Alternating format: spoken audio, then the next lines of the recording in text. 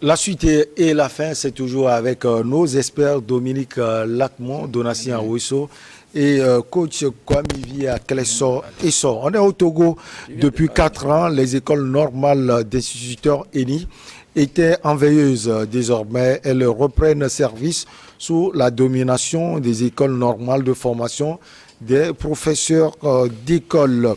Professeur comme Landodi Kokoroko, le ministre des enseignements primaires, secondaires, techniques et de l'artisanat a relancé les activités le 3 janvier en Gontier à 95 km de Lomé, la capitale. Coach Kwame à Klesso, il s'agit d'une étape importante des actions de réforme. On sait que la formation des enseignants a été identifiée par le plan sectoriel de l'éducation comme un des axes stratégiques permettant d'assurer la qualité des apprentissages et des acquisitions des élèves.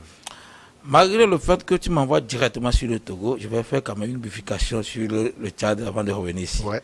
Allez-y, il n'y a pas de problème. Mon ami Lacmo, dans toute cette déclaration, il ne faut pas qu'on prête des fois la mauvaise action toujours à l'Afrique, nos traditions. Il faudrait que les choses changent à un moment donné.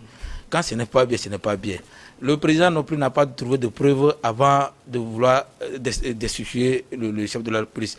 Et un chef de la police ne se lève pas à ce théâtre. Son poste est tellement important. Quelqu'un est sensible. Quelqu'un va vouloir être en exil. Pour des déclarations anonymes. Attends. Je ne le coupe pas. Sans oublier aussi que quand les rebelles avaient attaqué le Tchad, c'est quand Idriss Déby est mort en même temps que les rebelles aussi commençaient à signer des partenariats avec... Dites-moi, si ça s'avérait que sa déclaration est fausse. Mais non, si ça s'avérait que la déclaration est vraie. Mais si la déclaration est vraie, et ce n'était pas ce n'est pas le canal. Je dis que le canon, même s'il a été mis sur les enquêtes. Je dis que le canal n'est pas respecté. Mais avant que quelqu'un le fasse comme ça, il faut savoir comment il a été contraint. C'est-à-dire que peut-être que les juges, ils les connaissent que ce sont des gens faux. Non, pas du tout. On peut quand même passer par là. Michel, dans la communication, les réseaux sociaux font partie aussi des canaux de communication. Quand quelqu'un va sur des réseaux, d'abord aux États-Unis, on fait des conférences en ligne. Ces réseaux sociaux, on le fait. Donc, faut pas anathématiser les réseaux sociaux. La loi sur la décentralisation au Togo a été votée parce qu'on reconnaît l'impact des réseaux sociaux. Et vous avez parlé du Togo, on peut faire parler du Togo. Maintenant, Dominique, je vais aller sur le Togo. Il ne mesure pas l'ampleur de ce que ce monsieur a fait.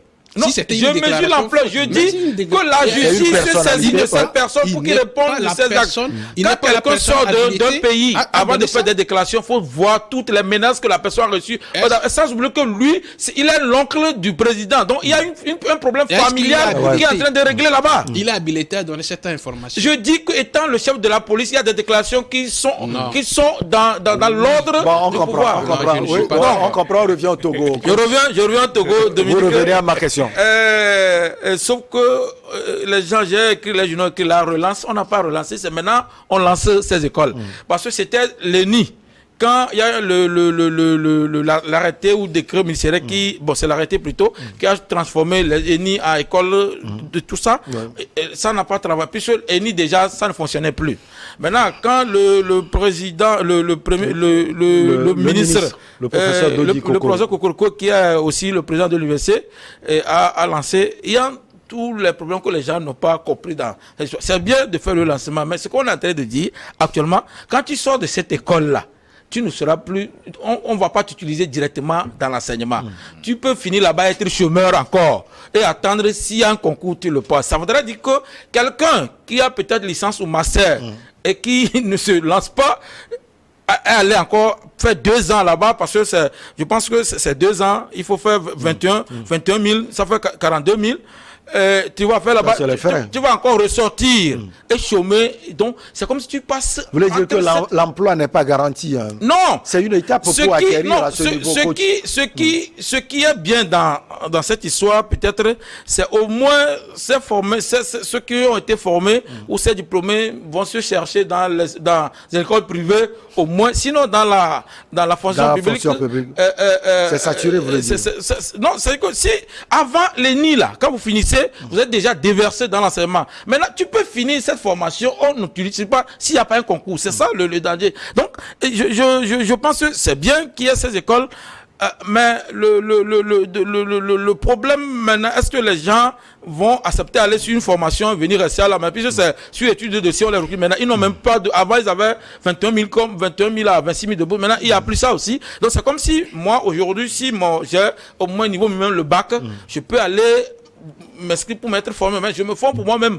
Donc l'État n'a pas l'obligation de t'employer directement. Et ça aussi. Donc les gens ont pris comme si c'est une sorte d'ouverture aux emplois qu'on a fait aux gens. Non, le gouvernement manque d'enseignants, bien sûr. Mais si seulement quand les gens vont finir, même idem pour NS, si c'est que quand les gens finissent en même temps, on peut les employer, c'est bon, mais tu peux finir cette formation et encore être chômeur. Donc moi, je ne vois pas trop un problème pour résoudre je ne vois pas une solution pour résoudre le problème d'emploi directement. Parce que vous voyez encore un problème. Non, parce que c'est ce qu'on constate. C'est parce que le professeur pense. Non, le professeur. N'oublions que le professeur, c'est un ministre. Et politiquement, il est là-bas politiquement. Donc, lui, il peut dire que ce qui doit arranger le gouvernement. Maintenant, la réalité, c'est que, voyons, est-ce que c'est normal que les gens suivent des formations et rester à la maison sans travailler et attendre si le concours doit être dans 10 ans, 5 ans, 10 ans, on ne sait pas. Donc, je me dis que c'est comme si quelqu'un qui va sortir de l'université, aller encore sur la formation là, je trouve que il est en train de faire une perte de temps. Maintenant, c'est peut-être ceux qui auront le bac, c'est peut-être c'est ouvert. Mais j'ai toujours dit qu'il y a une ouverture. Au moins, tu peux aller enseigner dans le secteur privé ou carrément, tu peux voyager avec ton diplôme parce que la formation du Togo est prisée partout. Tu peux sortir avec ce diplôme aussi pour aller enseigner ailleurs. Sinon, ce que les gens doivent comprendre, ça ne donne pas péremptoirement emploi quand tu sors de là-bas. C'est ce que je dis. Alors, le professeur a essayé de répondre aux inquiétudes de coach Kwamivi à Klesso et l'inquiétude de certains Togolais. Il a indiqué que la réouverture des écoles de formation est axée sur 3 points, notamment l'élévation du niveau scolaire des élèves. Ça, c'est le premier point à souligner. La viabilisation de l'école et l'amélioration de la condition enseignante. Je soupire un peu parce que je suis dans le domaine, ça fait déjà plus d'une décennie. Hein. Ah bon? Oui. Donc, vous voyez, moi, j'aimerais juste parler de le premier point que vous avez touché. L'élévation du niveau scolaire des élèves. Je risque de choquer certaines personnes qui vont nous suivre ici. Mais bon, je vais mettre de l'eau dans ce verre-là pour que ça soit buvable. Mettez beaucoup d'eau. Ce niveau, actuellement, je vous assure que c'est un niveau à revoir. Surtout aux côtés de la morale. Prenez simplement le réseau social TikTok et vous allez voir de quoi maintenant sont devenus capables nos enfants que nous formons. Voyez un tout petit peu après, je vais dire leur diplôme, combien sont ces élèves qui arrivent à tenir. N'oublions pas que nous parlons du primaire ici. Qui parle d'ENI parle du primaire. Mais c'est la base, le soubassement. Plusieurs sont ces enfants qui n'arrivent plus à lire. Et tout commence par le bas âge, le soubassement, l'écriture, la lecture, le goût à l'apprentissage. Je ne vais pas dire certaines choses où il y a des niveaux où on n'échoue plus. De CP1 au CM2. Je voudrais juste passer dessus, juste comme cela, parce que ça fait mal de voir que nos enfants évoluent sans véritable niveau. Je sais ce que je suis en train de dire. J'ai plusieurs de ces élèves que j'ai eu à former qui me suivent actuellement, qui peuvent témoigner. Ça me fait mal parce que l'éducation, je ne vais pas dire, quoi qu'il en soit dans la sous-région, l'éducation, togolaise, il faut que je rectifie. Ce n'est même plus de l'éducation que nous faisons. Nous avons quitté l'éducation pour l'enseignement. Nous étions dans le ministère de l'éducation avant. On a quitté pour le ministère de l'enseignement. Il faut comprendre, dans l'enseignement, on s'appesantit plus sur l'instruction. Et l'instruction est livresque.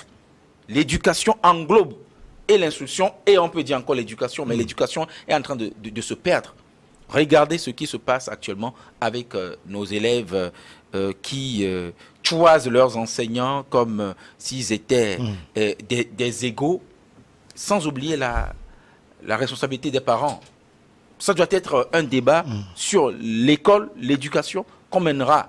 Mais moi, bon... Donc, cela veut dire que vous appréciez la démarche du ministre. Oui, j'apprécie, mais qu'on forme véritablement des gens qui ont l'envie d'enseigner. Parce que plusieurs rentrent dans ce monde pour échapper au chômage. Juste pour trouver du travail. Ne viens pas enseigner qui veut, mais viens enseigner qui peut. J'ai commencé avec des gens, on a fait 2-3 ans.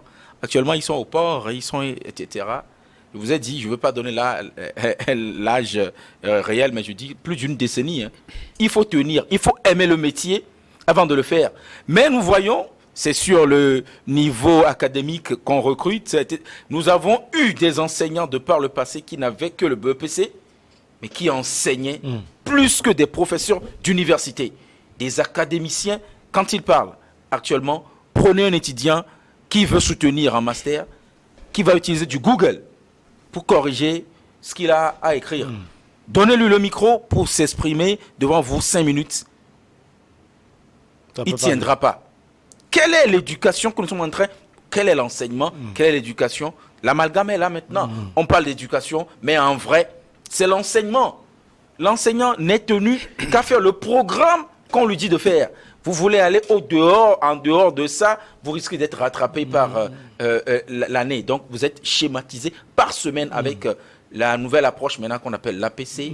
Et ça aussi, c'est à revoir. Cet APC-là, où nous voulons copier les Blancs, mais nous n'avons pas véritablement le matériel, le contour des Blancs. Faire APC avec 100 élèves, alors que chez les Blancs, 20 déjà, ils font grève. 20 en classe, ils font grève. Ils veulent minimum là, 10 ou 12. Alors, Donatien, on va revenir vers vous après avoir fait le tour sur la viabilisation de l'école. Cet aspect aussi, et le dernier aspect, nous intéresse. Mais pour le moment, on retrouve notre ami Dominique Lacmont sur l'élévation du niveau scolaire des élèves. L'enseignant l'a prouvé à suffisance. Le professeur ministre Dodi Kokoroko a senti la nécessité de faire cela. Oui, peut-être que pour la première fois, je suis d'accord avec c'est intéressant. Il a relevé, Merci comment beaucoup. Ça fonctionne dans le secteur, parce que c'est son métier. Et justement, c'est ce que le professeur, en tant qu'enseignant également, et ministre, a senti et a constaté. Et moi, je salue cela parce que c'est un grand réformateur, ce professeur. Dans tout ce qu'il fait, il innove, il apporte quand même quelque chose de nouveau à tous les niveaux qu'on lui a fait confiance. Et c'est à saluer. Et c'est que Dieu le bénisse pour tout ce qu'il fait. Vous savez, comme il a décrit, actuellement, nous avons quitté une époque et on est arrivé à un moment où il n'y a plus des enseignants avec passion. Et ça se passe dans tous les secteurs. Quand tu quittes le domaine de la santé, les autres écoles, des ingénieurs, mais tu es formé ingénieur et tu finis, tu cherches l'emploi. Tu es formé médecin, tu finis, tu cherches l'emploi. Tu es formé infirmier, tu finis, tu cherches l'emploi. Et quand tu apprends le bac, tu as le bac, déjà tu te donnes quelle est ta passion, qu'est-ce que tu veux devenir et tu t'orientes vers là. Parce qu'actuellement, cette façon de recrutement des enseignants, nous avons parmi ces recrutements des gens qui n'ont pas la passion d'aller enseigner, mais des gens qu'on retrouve parce qu'on n'a rien, on veut échapper également au chômage. Et on se retrouve avec ce niveau. Ce niveau des élèves que l'enseignant vient tout de suite de décrire. Et le professeur Kokoroko a compris. Et désormais, pour que tu rentres, tu deviens enseignant, il faut que tu aies la passion de devenir enseignant. Tu vas et tu te formes, et tu es détenteur d'un diplôme d'enseignement et quitte, comme tu attends dans les autres secteurs, attends un concours d'enseignement pour devenir fonctionnaire.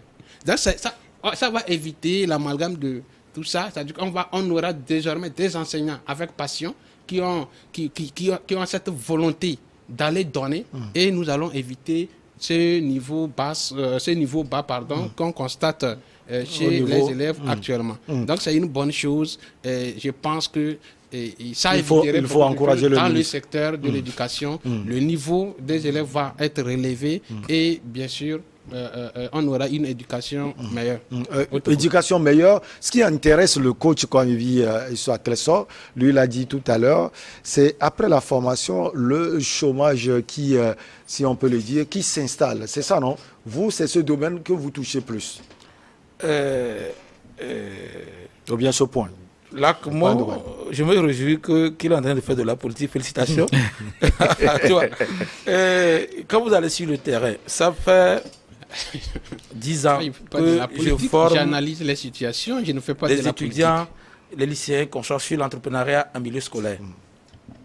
Je dis que le souci, que ce soit dans l'armée qu'on sort, là, au XXIe siècle, quand on est, les gens passent les concours pas parce qu'ils sont passionnés, mais juste parce qu'ils veulent échapper à la pauvreté, échapper au chômage. Donc, d'une manière ou d'une autre, on aura, peu importe, on peut ramener quelle que soit la formation dedans. Tant qu'il y a des recommandés, on aura des gens qui sont venus juste parce qu'ils cherchent du boulot. Non, ça permet de limiter les... Non. Ça permet aussi que celui qui d'abord, pour enseigner a un durant les vacances, durant les vacances, actuellement, on a besoin d'enseignants sur le terrain. Durant les vacances, quand les volontaires ont été formés dans ces écoles, je ne sais pas si tu le sais, on a pris ceux qui ont fait des vœux, on les a formés et puis on les a laissés. Jusqu'à présent, ils ne sont pas incorporés en tant qu'enseignants. Il y a ce problème.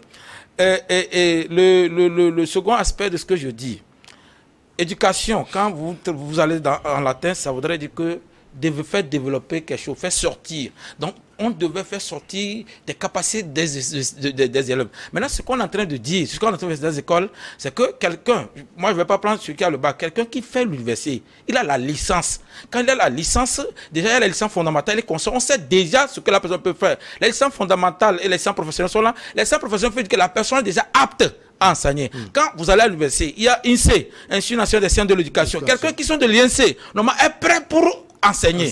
Voilà. Quand vous allez, quelqu'un qui fait sociaux et il fait sociologie de l'éducation, la personne, ce que je te dis, la personne est déjà prête pour aller faire. Maintenant, on est en train de dire entre griffes que si quelqu'un passe par là, peut-être qu'il sort et qu'il veut rentrer dans l'enseignement, lui là aussi doit passer par ce concours-là. Maintenant, et quand je te dis, bon, plutôt quand il finit la formation, même dans ce concours, dans cette école, donc, la personne attend et passer le concours. Moi, je dis que, supposons cette année, j'ai fini la formation dans ces écoles, dans cette école cette année, et qu'on n'a pas lancé concours durant 5 ans. C'est-à-dire que je suis dans le chômage durant 5 ans. Et après, est-ce que je suis encore efficace à utiliser sur le terrain? C'est pourquoi je dis que le lancement, ce n'est pas... Il y a une chose il y a un mélange qu'on fait souvent chez nous. Ce n'est pas le Togo qui a voulu, c'est la CEDEAO qui a des directives par rapport à... Quand les gens annoncent SMIC, par exemple, le SMIC a augmenté en Côte d'Ivoire, au Bénin, et c'est 15 millions on a ajouté partout. Quand vous vérifiez bien, le Bénin a 60 000, si j'ai bonne mémoire. La Côte d'Ivoire, le Bénin a 55 000, le Togo, la Côte d'Ivoire a 75 000. Donc, vous vérifiez, le Togo, tout le monde, c'est par rapport à ça. Donc, ce sont des directives de la CEDEAO. Ce n'est pas que les ministres ont été des génies pour faire quoi que ce soit. Non, on est dans une communauté et ça se fait. Maintenant, ce que nous disons. Donc, quoi, vous négligez quand même. Non, je vais l'expliquer. De nos ministres. Non, je ne mettais pas la matière, mais c'est que, vous voyez, je l'appelle, Lacmo a fini par même dire que Dieu bénisse. Le ministre. Le ministère là-bas. Vous voulez dire que c'est son travail? C'est son travail. C'est que quelqu'un qui fait son boulot, et on n'a pas Dieu doit le faire des éloges pour ça. Non, c'est pas éloge. Il dit que Dieu le bénisse. Ce qui a été bon avec le président Faure, au moins, il a choisi des techniciens aussi. Quand quelqu'un fait son boulot, c'est pour ça qu'il a. Quand un menuisier fabrique de la chaise, je ne peux pas l'acclamer parce qu'il a fabriqué la chaise. C'est son travail de fabriquer la chaise. Donc, ce que je suis en train de dire, il faudrait que, quand vous vérifiez actuellement, on a augmenté de 10% les valeurs indiciaires des fonctionnaires d'enseignement public. Alors que dans le secteur privé, les gens sont toujours avec 35 000. Heureusement qu'on a dit augmentation du SMIC qui a créé problème aux propriétaires d'écoles, mais ça arrange le gouvernement. Ça voudrait dire que il n'y a que les gens qui sont dans la fonction publique comme enseignants qui gagnent beaucoup, au-delà de 150 000, alors que les gens sont dans le secteur privé, ils prendront maintenant c'est qu'en 2500. Comme le truc, il n'y a rien qui est fait de leur côté. Maintenant, l'enseignement, si on veut vraiment faire des choses, ce que le ministre dit, on a qu'à, moi j'aurais préféré qu'on me dise que ceux qui sont dans le secteur privé maintenant, on peut leur faire le recyclage dans ces écoles. on fait les recrutements et comment vous appelez ça en bon français, on renouvelle leur niveau. C'est-à-dire que quand tu vas aller faire des écoles, tu viens. Votre analyse. On scène un peu. Bon, est-ce que tu comprends ce que j'ai dit? Vous le permettez, on va voir aussi un peu Dominique. Je veux qu'il nous explique surtout la viabilisation. Ah oui, c'est ça, je fais la confusion. Je regarde Donatien et dis Dominique, et vice-versa. La viabilisation de l'école. Le ministre veut dire quoi par cela? Bon, vu que je ne suis pas dans le cabinet du ministre, et on ne s'est jamais même vu, il va dire.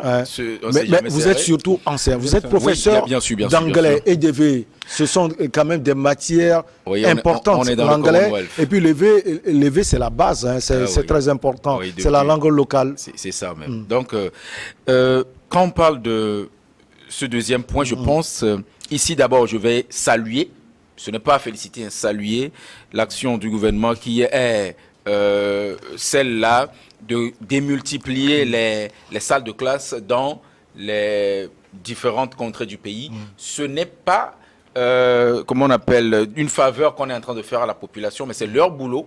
Mais il faut quand même les encourager de le faire. Et aussi, les matériels didactiques qu'on est en train d'offrir à certains établissements, vu qu'on est à l'ère des TIC, on ne peut plus encore utiliser de la dactylographie dans certaines écoles. Il y a des écoles qui manquent même de photocopieuses. Il y a véritablement du manque dans certaines écoles. Quand vous allez, nous voyons les images. Il y a des écoles qui sont dans des appartements quand il veut pleuvoir. Actuellement, il y a dans la commune Golfe 5 une école qui a été temporairement fermée. Je parle de EPP Zokalegba, pour qu'on puisse regarder un tout petit peu le milieu en termes d'assainissement quand il pleut, l'inondation, etc. Donc, si on doit véritablement revoir les constructions et puis améliorer la qualité de vie des enseignants dans certaines écoles, parce qu'il y a certaines écoles, les enseignants n'ont pas de salle de classe, ils doivent se retrouver sous un arbre avec des bancs quand ils doivent aller dans une classe. Donc on va aller vite. Il y a également un point très important, l'amélioration de la condition enseignante. Ça, c'est le ministre qui l'a dit. C'est un point capital également, Donatien. Oui, disons que quand on parle souvent, quand on parle enseignant, on fait référence à l'officiel. Les fonctionnaires. Donc, souvent, c'est ça. On oublie ceux qui sont dans le privé, alors que nous avons appris, sauf erreur de notre part, que dans le Grand Lomé, ici, les établissements privés absorbent plus de 2/3 des élèves. Vous voyez un tout petit peu? 2/3, sauf erreur de ma part, qu'on nous corrige. Donc, si les établissements privés vont être laissés au carreau, chaque fois quand on veut parler de l'amélioration du niveau, disons, de la satisfaction des enseignants, on est toujours là pour parler du public. Ça sera un peu une fausse danse qu'on est en train de faire. Donc, si on doit le faire, qu'on le fasse et puis qu'on élargisse cela aussi. On nous dira c'est une entreprise privée. Chacun est en train de chercher son bénéfice. Mais quand même, on peut faire d'une certaine manière où l'État peut subventionner des établissements privés. On nous dira qu'on le fait, mais c'est seulement avec certaines écoles confectionnelles. Il faut qu'on ait... J'avais une fois dit ici, Aklisson se souvient sur un média concurrent où je disais, on peut dire, je propose en même temps ici, 75% de réussite aux examens, les écoles prendront ce financement. Et ce financement, on aura un œil regardant dans la gestion, parce qu'on ne pourra pas donner le financement seulement à un fondateur qui s'en mettra plein les poches. Donc, si vous avez au-delà de 75% en CEPD, au BPC, au bac 1, bac 2, on vous octroiera ce financement-là. Donc, vous allez voir comment les gens vont commencer par travailler. C'est ça. Alors, après, vous allez nous expliquer le PP Zokalegba. C'est ça, non? Ah, on y va. Zokalegba. Oui, Dominique? Ah oui, moi, je voudrais aussi réagir à ce que Aklisson a dit ici. Moi, je ne fais pas de la... Tu réagis aujourd'hui trop sur ce que je dis. En fait, si j'ai dit que Dieu bénisse le professeur Bokoroko, moi, je l'ai déjà lancé mes vœux dès l'année parce qu'on est à la nouvelle année. On a toutefois parlé de lui, je n'ai jamais dit que Dieu le bénisse. Aujourd'hui, je l'ai dit parce qu'on est à la nouvelle année et je l'ai lancé mon vœu. Ok, bon, on a compris. Maintenant, par rapport à... Que Dieu vous bénisse également. Merci. Pour les analyser, par les déplacements. rapport à ce que... Mon frère vient d'analyser tout ça. Oui, tout ce qui donne comme analyse dans le secteur de l'éducation, c'est un besoin nécessaire. Maintenant, quoi qu'on le dise, mais tout ce que nous disons, quand tu obtiens ton bac, il faut que l'étudiant déjà puisse avoir dans l'idée qu'est-ce que je veux devenir. Je veux devenir... Même avant le bac. Avant le bac. Je veux devenir médecin, ingénieur, enseignant. On va vers la professionnalisation du secteur.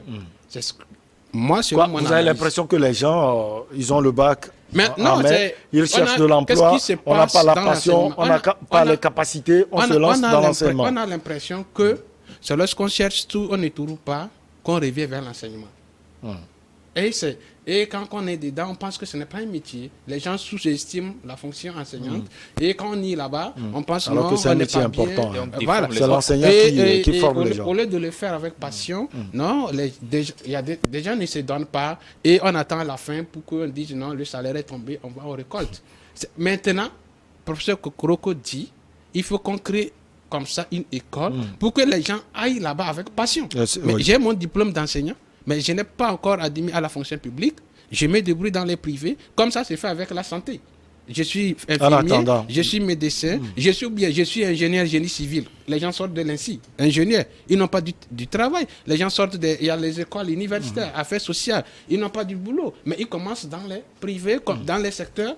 Mais pour que... Vous le dites, c'est une étape. Et cela ne veut pas dire que ce diplôme ne peut pas déboucher sur d'autres choses. Ils peuvent aussi aller à l'administration, sur la fonction publique.